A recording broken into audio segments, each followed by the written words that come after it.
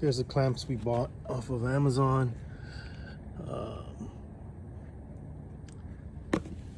There's the Insta360 we'll use, and then we're going to compare it to this DJI Spark.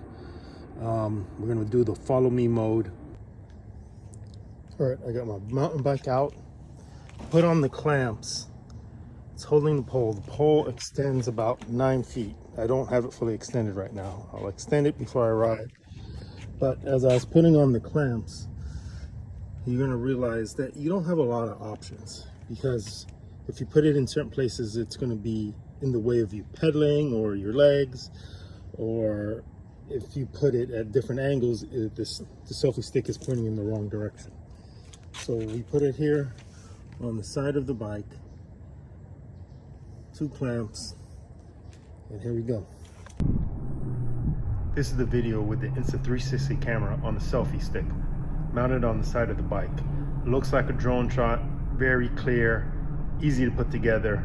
I really like this option.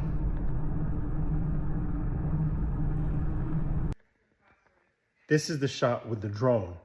As you see, the drone's following behind. Nice, even look. It took a little while to set up. There was a lot of times where the drone didn't do the follow me mode. But once it did, it gave a good quality video. This is comparing the 2 shots.